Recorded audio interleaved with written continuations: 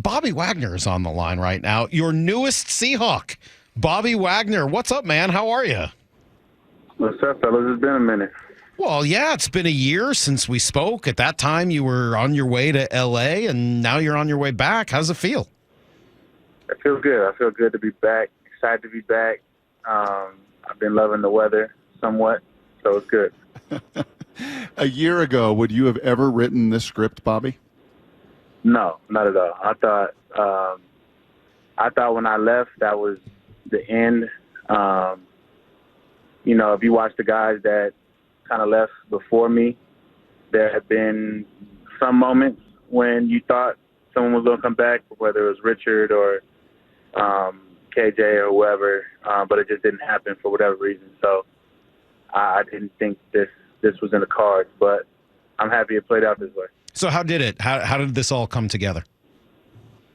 Honestly, it was just, I don't think anybody could have predicted the season that the Rams had to have. I mean, I say the Rams because I'm not with them no more. But yeah, so, we didn't have that great of a year. And, it looked like they were going to do some rebuilding or retooling or whatever they want to call it. And, I'm at a stage in my career where I kind of want to stay competing and want to have another opportunity to win a championship. And we kind of just felt like it was the best for both sides to move on. Who called who? Did you reach out to them? Did they reach out to you? What was that process like?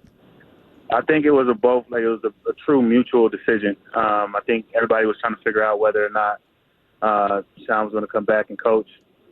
And, there was a lot of players that, a lot of the players that were on the team last year were free agents. So I just think there was a lot of uncertainty. So it was kind of like the timing was both sides. When your agent structured that deal with the Rams, was there any thought that, that the structure of it, Bobby, could be done in a way where if this doesn't work out for both sides, that indeed after 1 year you could move on from it and pursue other opportunities? Yeah, there was definitely that opportunity within the contract that if things did go as poorly as unfortunately it did, there was an opportunity to get out of it, but actually still walk away with, the value of what the contract was for that season. So, they still owe me some money, and I'm happy. You talk about how remarkable that year was, and Bobby Wagner here with us in L.A., and something that nobody saw coming. I think equally, Bobby, you could say the same thing in Seattle, a team that many people picked to be second to last in power polls and certainly a rebuild year, and then all of a sudden Gino and crew and Pete make it to the playoffs. Who had more of a remarkable season maybe in that sense, the L.A. Rams or the Seattle Seahawks? Honestly, I would say more so the Rams, just because, you're coming off the Super Bowl, pretty much have majority of the team intact for the most part. Mm-hmm. As far as Seattle, I mean, I think, I've always said it before, like the culture that is in Seattle allows for guys to be at their best. And, when you have everybody on one accord, you really maximize everybody's talent. And so any given season, you can have a really good year from pretty much everybody. So I wasn't as surprised as maybe everybody else was. Well, coming back here had to be interesting, right? Because when we spoke a year ago, you weren't wild about the way things had been handled on the way out the door with Pete and John, et cetera.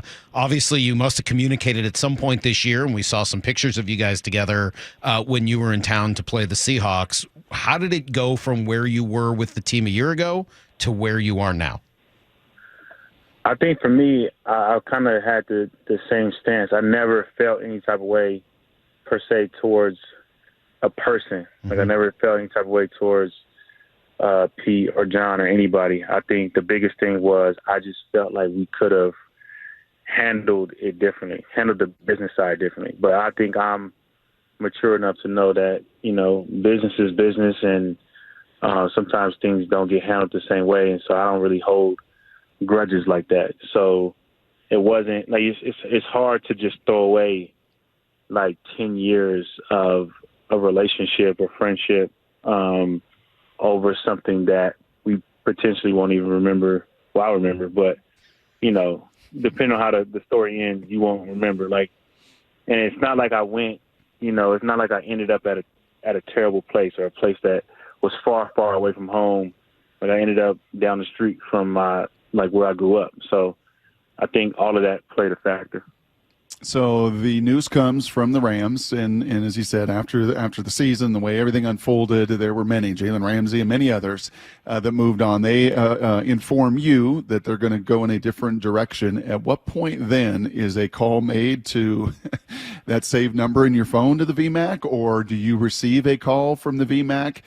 Take us into how all of that then started to process and happen with the Seahawks. Well, I think the biggest thing was, I just started getting hit up from everybody from Seattle, mainly Quandre, DK, Tyler, a few others. And, they were just like, hey, you free, why not come back? And, I was like, well, if there's interest in me coming back, then I'll definitely do it. And there was. And so, obviously there was a process because the Rams still owed me money. They technically couldn't release me until March 15th. So I had to get permission to talk to other teams. So that was a process. But once I got permission and once I got everything, then the conversations kind of just started. Does Quandre get a cut? How do you handle the amount of lobbying that Quandre did to get you here? Man, I take him out for dinner or something. I don't know. He definitely, I got a tweet every day, and then he said some tweet that made all the Seahawks, everybody from Seattle hit me up. So I felt like there was some fans that were doing a countdown on when I came back. And so, I mean, it was just love. I think, if anything, I appreciate all those guys because I think they were another reason why, I came back or was able to come back because there was openness within the building, especially from those guys to have me back. So I'm grateful. What was it like being in a different organization for a year? It was different. I mean, there was some good, there was some not so good. It was different because for me, I'm such a routine guy, and so I got used to routine for 10 plus years, and so when I left, it was kind of doing a lot of stuff over again, and my commute to around in Seattle is nothing compared to LA. I'm sitting in traffic 45 to an hour a day, there and back, give or take. And so there's so much time wasted being in the car. That was probably the biggest adjustment for me is just doing that. But, I mean, it was cool. It was cool to see a different perspective. It was cool to go to a different organization that, was down the street from my family. So I got to see, old teammates, old friends, old coaches that, helped me get me to where I was at, where I'm at. And so I was able to get them to come to games. I have family members that can't travel that much, from playing, but they can drive. So was able to get them to come see me play. So it was good and bad. Just to follow up on that, what about their coaching staff and just sort of the way they operate? What was it like playing for Sean McVay and just a completely different group of coaches? It was fun. I mean, it was obviously they had a lot of energy. It was, definitely younger. And it was like a competition, every day just because there's so much talent across the board everywhere. So it was real fun, real cool to get to learn. It was unfortunate that the season went the way that it did.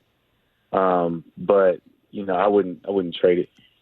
Your old running mate has become quite the media darling in Seattle. I don't know if you know that, but KJ Wright joining our show every Wednesday and making waves. Yeah, he's become a really big deal and super fun to talk to KJ about his experience in the free agent. Brock doesn't want to say this, but KJ actually now identifies himself as a radio host more than a linebacker. Yeah, I highly doubt that. All right, fine. Oh, well, okay. I highly doubt that. There's no way. But it was fun hearing his experience walking through the market and living, the later years of his career and going to the free agent market and all of that. I'm kind of fascinated as you represented yourself. And as you said, you had to go and kind of get clearance to talk to teams. And you started that free agent process this time around. What was the market like? It was different because obviously you're older and the way this CBA is set up is not really set up for older guys to play as long as they did at the value that they did because of how it was structured. I think back the old CBA, you would have older guys making, let's say 5 to 8, whatever million. But then you'll have a first round pick that it might cost you like 15 or some quarterbacks or the first round picks were getting like north of like 50 plus guaranteed before they even step on the field. But this kind of reverses that. Like the younger guys are the cheaper guys. And so, going into this market, there was, the linebacker market is always tricky because age plays a factor. But then also, whoever's up at that time, if they take a lesser deal, then it kind of throws off everybody else. And so there was a couple linebackers that got their value, but there was a lot more that just kind of took like the average deal. So it kind of threw off the market. But I'm happy where I'm at. So yeah, it was good. How did we know Quandre's recruiting, and you talk about that process. How did it work with Seattle? Is that a John Schneider? Is that a Pete Carroll? Is that a Clint Hurt? Is that how does the process unfold to ultimately get you back here? I mean, it was a combination of everybody, I think, because like I said, you have a relationship with everybody, so it doesn't just stop. So it's not like we just stopped talking forever. Like, I had, I saw guys after games, saw guys, whatever, and I don't think at that point when we were like talking after the games and things like that, we didn't think that this was even possible. Nor was it even a thought. It wasn't a thought in anybody's mind. But yeah, like you got to call the GM. You got to call the, you got to talk with the coach. You got to talk with the defensive coordinators to figure out, how they would use you, things of that nature. And so, because obviously in my mindset, I'm not thinking like I'm coming back to like how everything was. It's almost like a relearning new type of situation. So, which I'm excited about. Well, I want to hear a little bit about that. So it is a new defense in theory, right? They're running some new scheme, et cetera. How do you fit into this new scheme? How will it benefit you? What do you think your role will be in it? I mean, it's a new scheme for them, but really it was kind of like a blessing to an extent. Like the defense that they transitioned to was the defense that the Rams were somewhat running. Obviously a little bit different, but so I got a year of experience playing with the Rams, just getting how they think when it comes to that defense. And so here is just kind of the same things, like learning the terminology that's probably the same. I think there'll still be some old stuff that we did, which I feel like I could do, in my sleep. And so, like I said, I'm excited to learn. I'm excited to compete. And, I feel like I'm going to come in the best shape that I can possibly be, with my mind as sharp as I can, and just let everything figure out itself. When we spoke a year ago, right after you had signed with the Rams, one of the things that really struck me was the conversation we had about leadership and how you really set about trying to learn how to be a leader and reading books and listening to other leaders that you respected. I was really kind of struck by that and have referenced it pretty often, actually, over the course of the last year. As you come back now, how do you lead while understanding the past, but also not relying on what happened before you left? What does that balance look like for you now? I think it's a combination. It's a combination because, like, walking into the building of a place that you played a long time and you have somewhat history, guys are I think automatically going to look at you. But at the same time, like, I feel like one of the things that I do want to do is relearn my teammates. I mean, because we've all had a year apart, and so a lot of guys have grown, a lot of guys have matured, a lot of guys could have different values, different views, things of that nature. So I always felt the best way to lead is understanding the people that you're working with. And so for me, it's just like getting into the building, relearning the teammates, relearning some of the guys that got there, and just reintegrating myself, and also allowing for the leaders that were last year to be leaders. I'm not trying to come in here and just take over and things like that. I think it could be a collaborative thing. I think it could be a thing that we all lean on each other and we all rely on each other to bring the best out of one another. Hey, last thing for me here, Bobby. Did you feel on the other sidelines a re-energized Pete Carroll? Because we sure talked about it a lot. You know, it was the rest of the world deemed them a rebuild and a retool and everything. Pete, as you would imagine, never bought that. He was just going to compete and do all of that. I'm just kind of curious, from your perspective, having competed against him, did you see a rejuvenated, re-energized, jacked up Pete Carroll? Maybe a little bit, but I mean, to me, it's him. You know, I feel like it's always kind of been like that. I feel like each season we've gone in, there's always been something. There's always been some doubt, some thing that we can't do, something that we feel that the outside world feels like we're incapable of doing it, and he's always looked at it as each thing as a challenge, and he's passed that challenge down to everybody else. I think the biggest thing is just you had like new energy around receiving it, so maybe it looked a little different, but he looked the same to me as far as like the same passion, same energy, and the same like willingness to compete and want to be the best and beat you. So it was definitely fun to watch. It sure seems like the fans are pretty excited to have you back. Have you felt that level of excitement? For sure. Like it definitely was an energy of just like everybody. It just seemed like the right thing, like everybody was excited to have me back in the building. But like even like walking around, going to the store, things of that nature, like you could just feel that, there's a lot of love and support here. So I'm grateful that that's what it is. I'm grateful for how the fans have re-embraced me. There's some new guys around here, too. I mean, since you were here last, they brought in some dudes last year. What'd you think of the rookie class and some of the other guys that made their debuts as Seahawks last year? I thought it was amazing. I mean, I think they came in and they bought into the culture. And, again, like I said, Pete has an amazing way of getting the best version of yourself out of you. And I feel like that was on full display. I heard a lot of great things about the rookie class and the guys, just the way they handled everything and their demeanor. So I'm excited to get in the building with them. But after the first game, I kind of connected with a lot of them just as like a football player with a lot of experience that was willing to just pass it down to the younger guys. So I'm excited to kind of really get to learn how they think on a personal level. We back to 54? I mean, we're gonna do that, right? 100%.